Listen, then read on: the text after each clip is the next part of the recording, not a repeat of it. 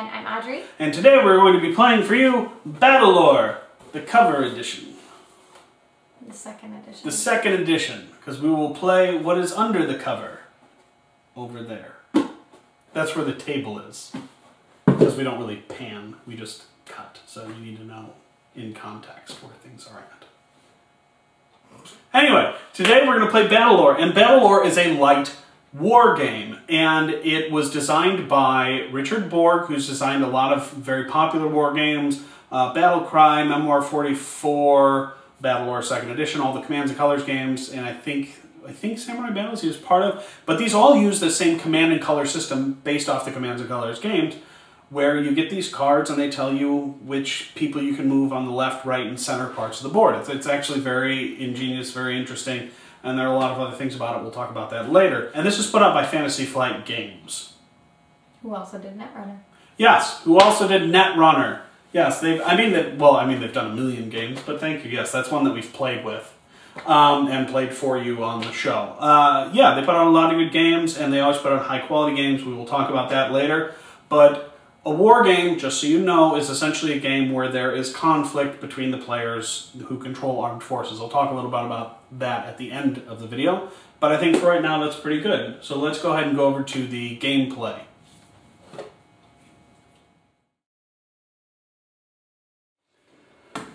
So, once again, we have a game in progress here, and the reason, obviously, we're showing it to you like this is because at the beginning of the game, for those of you who know the game, there's nothing on the board except the board elements, these tiles here. But I wanted to show you what a game looks like while it's in progress. And as you can see, we have the blue guys and the red guys. I'll be playing the blue, Audrey plays the red. These are your two opposing factions. All of the characters, you will note, come in little groups of 3 here when you set them up. And they get taken away as they get damaged. The only ones that do not are these giant guys. We have the big rock warrior here, and the big ugly red dude here, whose name I don't know, but Audrey probably does, because it's the only shade she likes to play. Yeah. Anyway, essentially, the way this game works is before the game starts, you and your opponent each pick one of these things. These are called scenario cards, and you pick it based on what it says down here and the look and how you'd like to set up the game. You each show it, and then you set up the board elements accordingly. Essentially, you are jointly creating a unique board each time you play. You then use these little deployment cards that show you what troops you have available to you. You build armies up to 50 points. That's your allocation, and those points are right here on the card. So you put together your armies, you deploy them secretly, and then you show them. And, you know, say my guys are here. You deploy them where the blue or the red are on these little scenario cards, depending on, obviously, which side you are playing. The game then begins. You each get what are called, where are they? Here you are. Your command cards. Command cards are used to move your armies. So this one says, attack left, 3. Order 3 units in the left section. So for me, I would take a look all the way over here. This is my left. And I would see I have 2 units. So if I were to play this command card, I can order these units. And by ordering them, you do two things. You allow them to move, and movement is shown right here in the blue. And then if they come within range of an enemy to attack, based on their attack, they can then use their attack, shown in the red here. The green is their health. In addition to the command cards that you receive, there are also things called lore cards. And these lore cards are essentially the magic portion of this. You know, it's battle lore, so the swords and everything, and then the magic. And these give you special abilities that you buy with lore tokens, and I'll show you those in a second. But they're essentially ways for you to influence combat, either when you're attacking or you're defending, to make it easier for your troops. When you attack or counterattack, you get to roll these dice right here. And there are a few different sides. You've got 2 swords, which indicate a hit. 1 sword, which indicates a hit unless your unit is weak. We'll talk about that in a second. The bullseye, which is a hit for a ranged unit. This crown right here, which essentially just means that something special can happen based on the troop you have. the morale, which makes a unit retreat, and then lore, which gets you lore.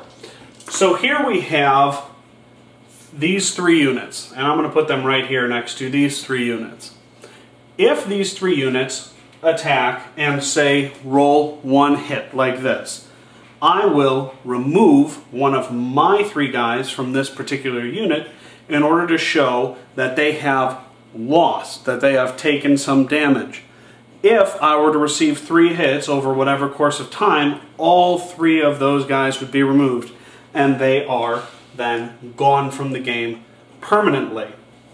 Now, the way attacking works, in addition to rolling dice, and this is really just for ranged, is you have to make sure that line of sight is not a problem for your troops. And the way we judge line of sight, and this is where these game elements come in, is by connecting the center of one tile to the center of another tile. So let's take my yeoman archers right here. They have an attack of 1 to 4 hexes of 2. So anywhere within a 4 hex radius, essentially, they can attack. However, line of sight has to be kept. So if we measure from, say, the middle of this hex to this hex, there is nothing blocking my archers. They are totally able to attack these little melee troops right here. Now, what if they wanted to attack these archers? Unfortunately, we have 2 hills right here. That's what these are. These are hills, these are forests, these are public buildings or houses or whatever they are. This is my little camp. That's a whole other thing. But if my archers want to shoot, they now have to shoot through a hill. Well, actually 2 hills in order to get to these archers. Archers cannot shoot over hills. It makes absolutely no sense. Therefore, they could not shoot them. However, say I want to shoot this obscene right over here. It needs to be within range 4, so let's count. 1, 2, 3, 4. It's within 4, and if we measure center to center, we'll see that center to center actually travels right down this line, across the middle of this hex, and then across this line. And since it does not pass through the hex right here with the hill, but rather on the corner or across the edge of it, line of sight is still okay, and these archers can attack this obscene. At the end of each round, you draw cards, collect lore, or draw lore cards. You have any number of options, and you also count up victory points. Now, victory points are gained various ways. Some scenarios will give you victory points for various things happening on the board, and other times there are these little markers on various hexes. Here's one. This is 1 victory point each time you have a unit and on that hex per round. So you collect victory points with these little tokens. They are 1 and 5, 1 and 5. And in the same way, you can collect lore and use that to power your lore cards. And those are 1 and 5 as well.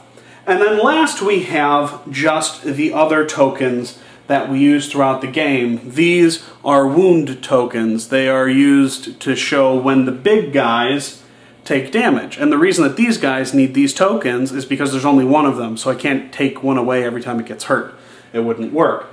We also have poison tokens and stun or immobilize tokens, little warp tokens or trance, whatever it is. You're going from one place to another. And then finally, other tokens. That is essentially the whole game. There are some complexities and some little nuances that will come into play, and we will show you these as we play through the game. But for now, that should be good, so we will see you at the playthrough. So here we are at the beginning of the game. We are shuffling our scenario cards, and we each draw 3. I'm not doing a very good job shuffling these. They're really big. Well, I just do this. I just take them and kind of intersperse them. I feel like there's only like 5 cards here to shuffle. There's not 8. I wasn't that bad. Okay. So you grab 3. Okay. You each look them over, and then you each pick 1.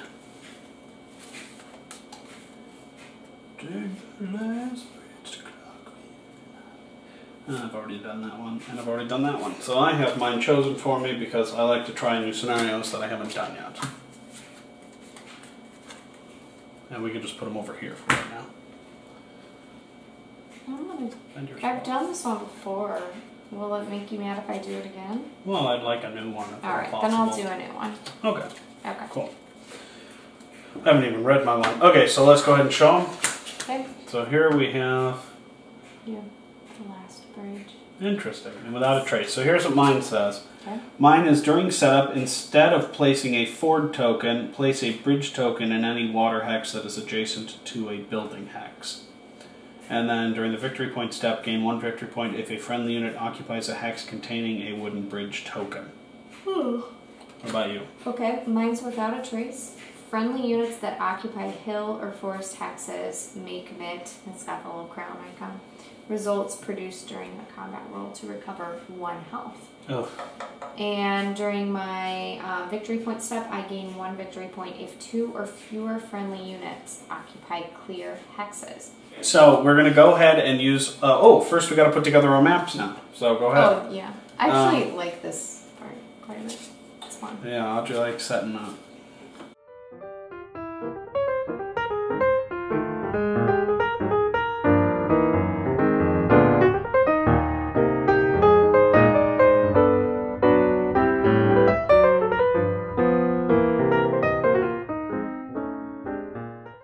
This is probably the most exciting part of the game to launch. Oh, man. Okay. It's riveting. And so, just so you know, you're supposed to have 18 cards all told. So, you may end up with 15 troop cards or 15 unit cards and then 3 decoy cards. You get these nice little decoy cards so that when you're placing things during the deployment phase, you don't know where the other person's actually placing their troops. It's nice. It's a way to keep the surprise, but at the same time be able to deploy your troops simultaneously. Okay, so let's see what we got. Now is the surprise. Here's what's going on, face. That may not be what it's actually called. But now you see, and when the decoys are revealed, you can take those away. Okay, so yeah, now you saw. Did you use a command tent this time? I did, yeah, did you? It was like the first time you've used that command tent. No, this is the second time. Oh, it's the second. I liked the way it worked out when you used it. So. Well, yeah, it gives you... Yes, with the command tent, essentially just gives you extra points with which to build your armies. It gives you 5 extra points. But if the opposing player captures it or ends a turn on it, you get rid of it and they get 2 victory points. And essentially the winner is the person who ends with 16 victory points or greater and has more points than the other person. Alright, so our troops are now in place and our terrain is set up. We each now get to draw 2 lore cards and then 4 command cards. And the command cards, we each have our own lore decks, but the command cards is a shared deck. And so we will each draw 4, starting with the Uthuk, or however you pronounce that, the red player, essentially. So 2 lore, and you want to draw 1, 1, 1, 1. Okay, there we are. And finally, you get lore tokens based upon the number of points that are left over from building your army. So I had 55 points total because I added in my little command tent, and I only spent 48, which is kind of risky because, well, I had like 6 more points I could have worked with, and that would have provided me at least 1 more unit. But I decided instead to try something different and see what would happen if I started out with a pretty good amount of lore. How much lore did you start out with? 2. So you used a command tent, so you did 53 points out of 55? Okay. Okay. Very cool. Just to remind me, what are the rules regarding the buildings? Okay, when you get into a building, just like when you get into a forest, you have to stop. Okay. Building, you can ignore 1 combat or outside of combat damage per turn. Cool, okay. Or is it per combat? Let me take a look. That's the only thing. I don't remember if it's per turn or per combat, because that will make a difference. But I think that's the only thing. Building, each combat. Yes. Okay, each combat. Very cool. So yeah, that would have been helpful.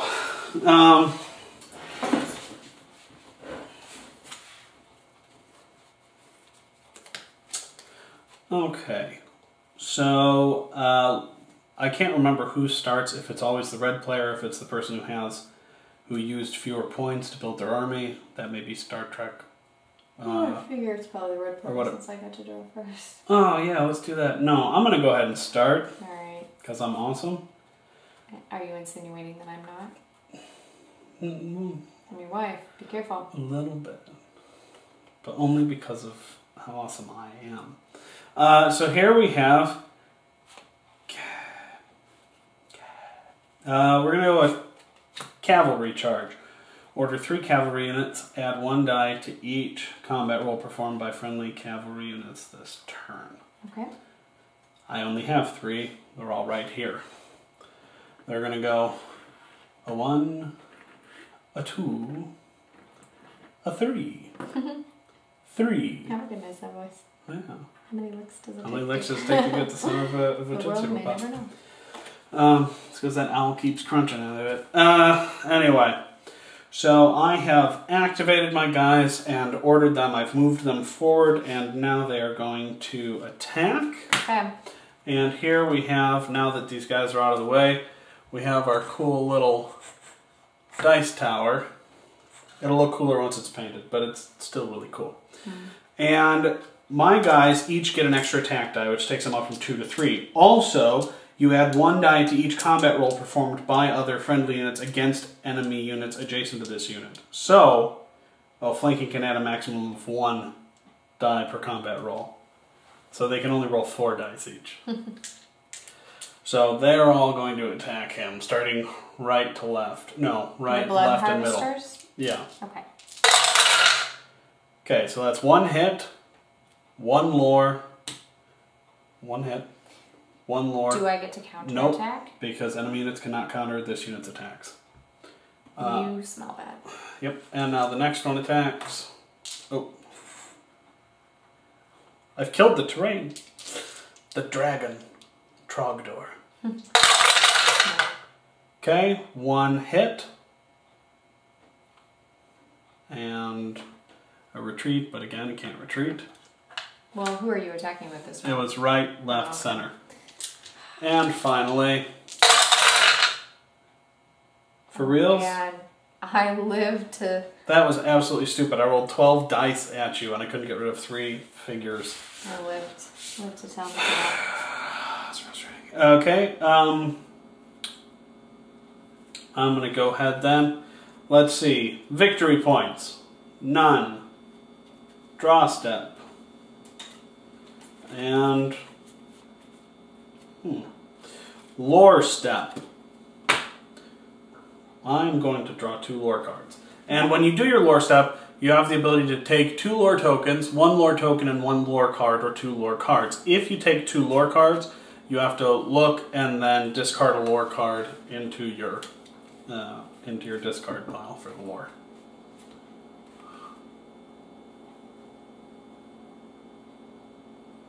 Okay. Let's see.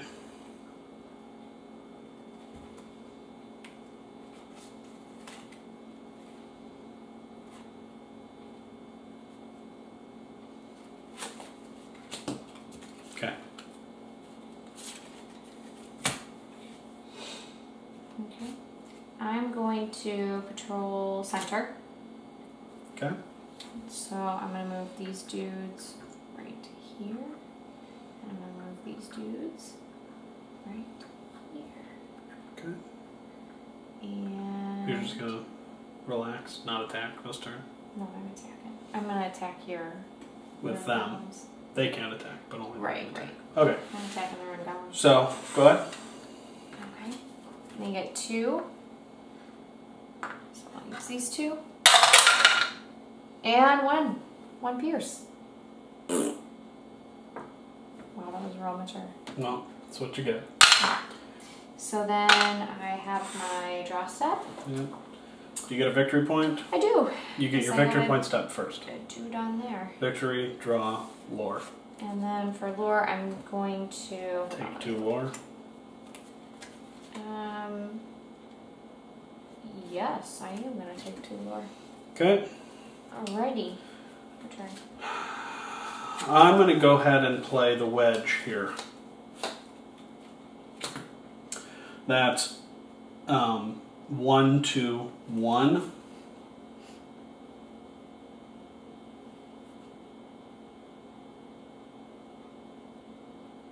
Interesting. Yeah, 1, 2, 1. My 1 is going to be right here.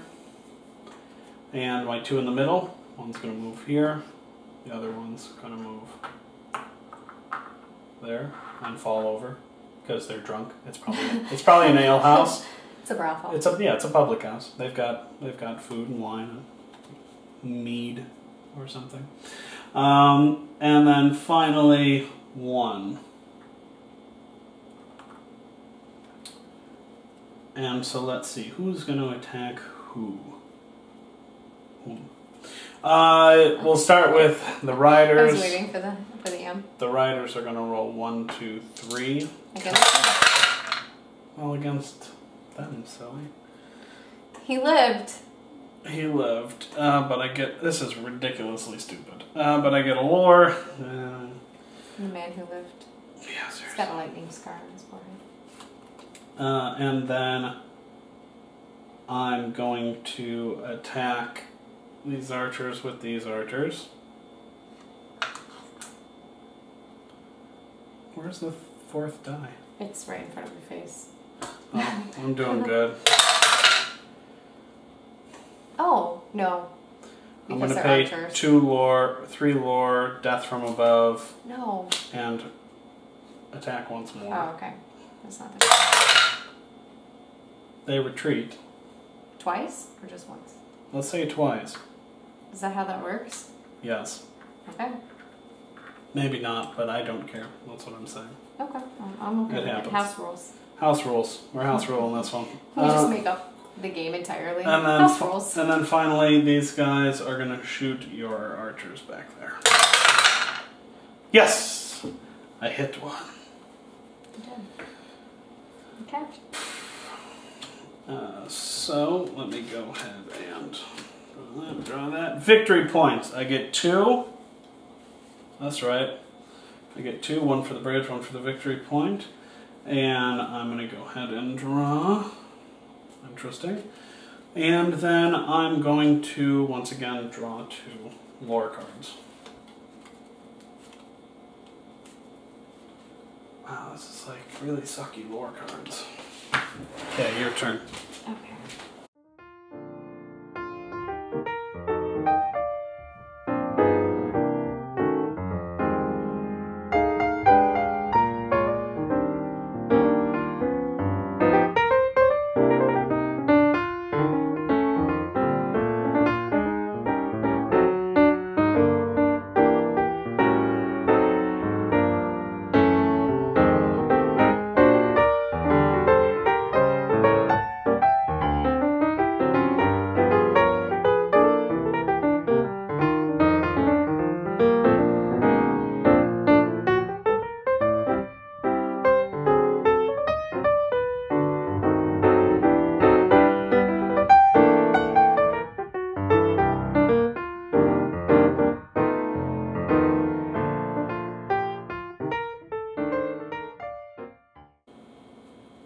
Let's just play to 7. You're at 7.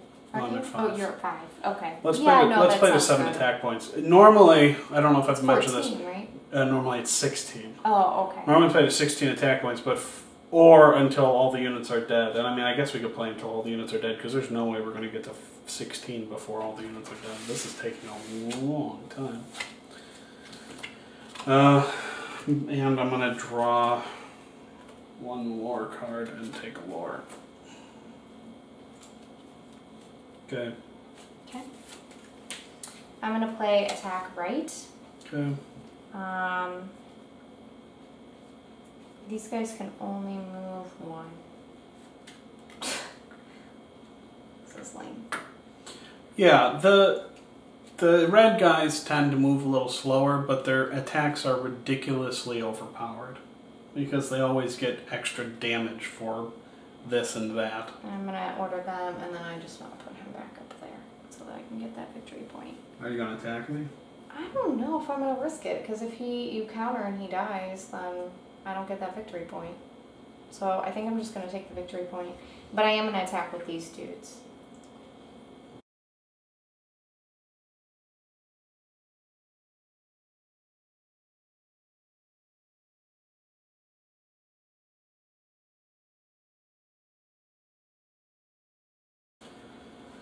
And okay, so now it's a victory point step. I gain 2 victory points. You won. Which brings me to 7. Since that's where we were playing to. Good job. Yay! Granted, I think we both know if we went to 16, I would have won.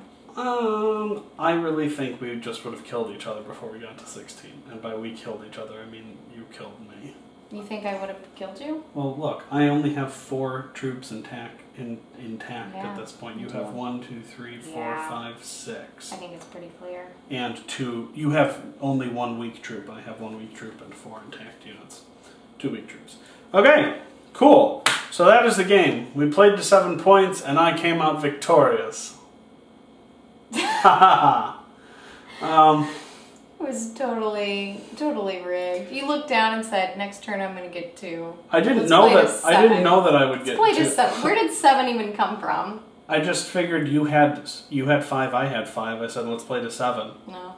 Yeah. No. I mean, I'm fine with it. Wait, did you only have 4 at the end of last turn, or did you have 5? No, I had 4. I only had 4. Oh, and then you went up to 6. And I had 5, and I only had 1 victory point at that point, so I figured it would just be whoever got there first. Okay, so we will see you at the post-mortem. So, we've played the game, and I won again. Kind of.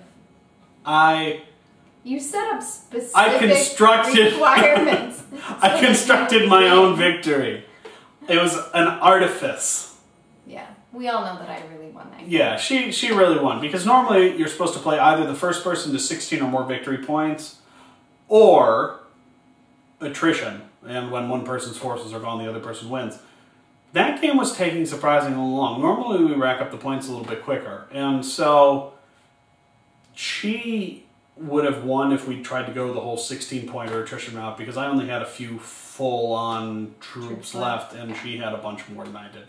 Now, I started at a disadvantage because I thought, hey, maybe I'll start with more lore and I can do more stuff, but I just kept getting lore cards, so... Well, there's some luck involved there. There is some, I mean, there's luck involved in a lot of the game. You're rolling dice and stuff, but the reason they do that, and you know what, let's talk about wargaming for a second. I'll tell you where this originated. Okay. So, wargaming is defined in many ways. We watched the Dice Tower top 10 war games video, and I thought it was very interesting, at least, but they spent like the first 20 minutes arguing about what a war game is. I've seen definitions of war games go from everything where it's just a game with conflict, which is absolutely ridiculous, to the very grognardy specific definitions. Grognard being... Okay, yeah. You don't? Okay. Yeah, grognard is a term for, like, hardcore war gamers. It comes from the French, I believe, meaning old soldier, something like that, I've been told. But it's a way to show exactly how I'm a war gamer. They call themselves grognards, and so do other players. But yes, they have very, very specific definitions about, oh, it's got to have this and that and this. Forget all that. For the purposes of what we're calling a war game, and this being a light war game, a war game is a game in which because you can have solitaire versions of games, in which one or more players control armed forces either at the tactical, operational, or strategic levels, and they come into direct conflict with one another. That is resolved via combat. Wait, so if you're playing a solitaire war game, you're saying that you're traditionally playing forces that are against a system-controlled enemy. Not like you're not controlling both sides. Although people do that too. Can you imagine that? I've done things like that. I've played chess against myself. It's really, really difficult because it's hard to be objective. But, you know, you do what you can. I would love to, like, come home early one day and find you doing that. With, like, little voices. I was playing Castle Panic. You create different characters for each side. I have. Oh. But yeah, no, that was yeah. So that's essentially what a war game is, and the reason that they had dice, and this was a long, long time ago. They used to roll. I mean, war games have been around, as if you read my blog, they've been around for like 200 years. So they used to roll dice and stuff, or sometimes have an umpire, like for real. And this was to simulate battle conditions, so fatigue, the fog of war, where you can't actually see everything that's happening on the battlefield at once, things like that. And so the dice put in that luck element. How ready are your troops? Were they taken by surprise? You know, et cetera, et cetera. And so, I mean, it's a very interesting way to decide things. For those of you who really, really like strategy and are like, you know, I've planned this out, so it should work. These kind of games are not for you. If you can't handle making your little plans and then not having them come to fruition or play out the way you want them to, it's not going to work. You'll get very frustrated. But if you can handle that, this is a very fun introductory war game. And so as far as war games go, we talked about this, the Richard Borg, he designed the Commands and Colors system. It's a bunch of games, this one and all the other ones I mentioned. But if you want to look like you know what you're talking about, when you're talking to one of the grognardy guys, be like, oh, do you like Richard Borg, the Commands and Colors? They'll at least know that you've put in a little bit of effort to know what they do and appreciate it. And then they'll talk your ear off and you'll want to leave. Where does one encounter these grognards, Weston? Friendly local game stores, you can find them. Or internet boards where gamers talk, like Board Game Geek. So, you know, one of those. But yeah, anyway, so what do we think of gameplay? Well, coming from someone who really has no experience with war games, I mean, I instantly really, really enjoyed this game. What about it did you enjoy? Well, we used to play, when we were first married, we played games like Risk, which I hated. We never played Risk. Yes. We played Risk once with my family. Your family, and it was awful. Well, that's only because you got knocked out in the first, like, 15 Well, because minutes that's of the what game. happens in that game. I am way too nervous to attack anyone because I'm afraid I'm going to get knocked out. And it's all about dice roll and, like... Is it Risk? Being able to put I don't remember. I haven't played Risk in your forever. characters in the right spots. This game was interesting because every single round that we have played of it, I feel like there's been a lot of back and forth. Yes. In the first turn, you may think, oh man, he attacked so many of my troops, how could I possibly come back from this? And then you get just the right lore cards and the right dice rolls, and it all comes together and you're back on the playing Yeah, field. I got all the right dice rolls and lore cards that game. Well, but it was a lot of back and forth, don't you? There was a lot of back and forth, but I feel like I just started off on a back foot because it seemed like no matter what my attacks were, it's like your counter attacks were better, and it was just... Maybe I'm just better at the game. Ooh, sorry, just joking. But I do think that the game is really well balanced, and no? Okay, here's what I'm going to say. Okay, you both get lore decks, and you draw from the same command deck, and those are fairly well balanced as far as what I can tell. As far as the character, like the units go, though, it's hard to tell. Maybe I haven't played enough to know if there's really balance, but it feels like ideally the blue guys are going to have more units than the red guys out on the battlefield to start with, because they do get some nice things. You can't counterattack against the cavalry, stuff like that. That is nice. But at the same time, it seems like every red unit gets some special ability for moving. Oh, if you move to within one of an enemy, you can move that extra one. Oh, if the enemy's already taken a damage, they can take another 2 damage. If the, you know, and it's like, I only have so many troops, so if you do 2 damage and you just get to do another damage because you rolled something that wasn't a damage die, I just lose my whole unit. It's gone. So I can't tell exactly. I feel like the red troops are a little bit stronger, whereas I feel like the blue maybe has a little bit of a lore advantage based on what I've seen, but I can't tell if it's balanced. So I don't know. But the gameplay is still fun. Don't get me wrong. It's still definitely fun. And I love the miniatures. I think the miniatures are really cool. Yeah. There are a couple that when you first get the game you have to put together, like you have to put the heads on the rune golems and stuff like that, but it takes all of about 10 minutes as compared to, say, a game like Twilight Imperium, where you have to chop out all the little plastic pieces, and that takes... I'm still not done with it. And I bought that game like 2 months ago. And I still haven't taken all the pieces out because it takes forever and my hand keeps getting bruised.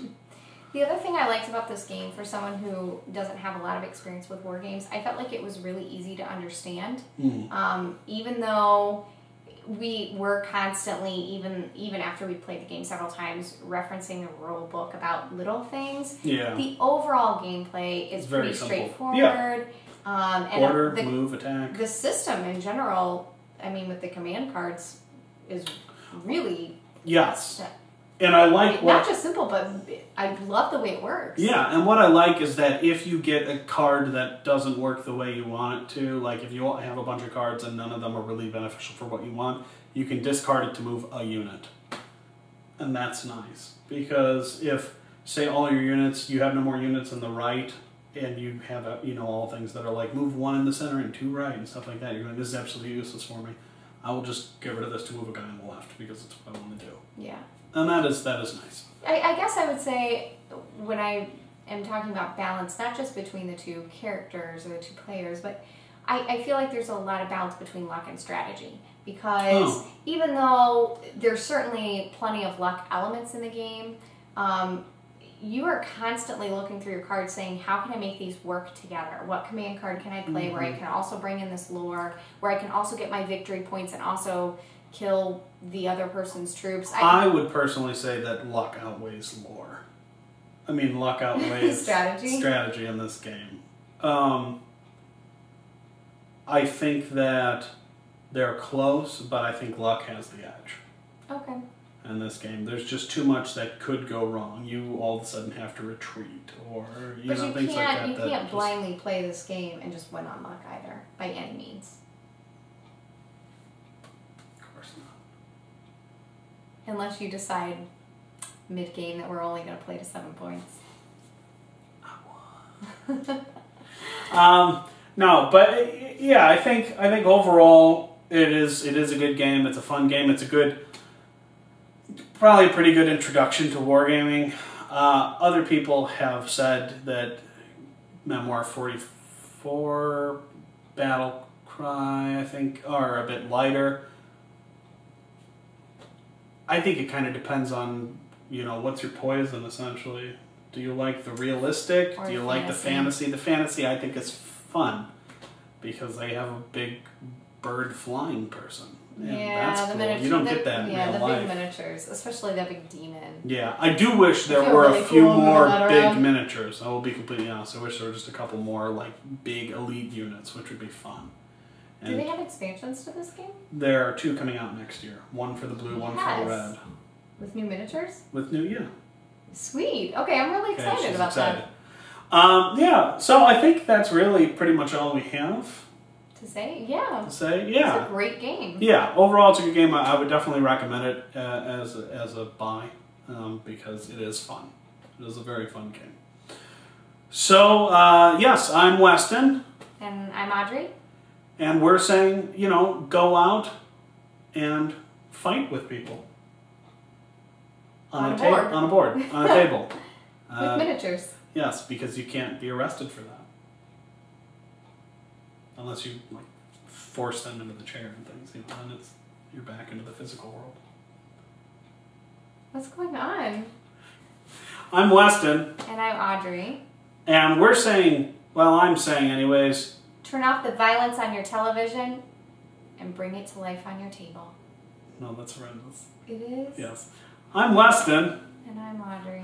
And she feels bad because she came up with a bad sign-off. So here's a good one. Go out there and be violent. I'm Weston. I got nothing coming. Yeah. All right, let's try again. Okay. I'm Weston. And I'm Audrey. And we're saying go out there and be good or be evil. But either way, do it on a table. No, let's try that again. Ridiculous. Okay. I'm Weston. And I'm Audrey. And I'm saying go ahead and make little people fight with each other. But only if they're non-sentient and plastic and they fit on a board. As opposed to? As opposed to some sort of, like, small person ring fighting sport. Yes. So do that. Child ring fighting. On the table. It's terrible. See you.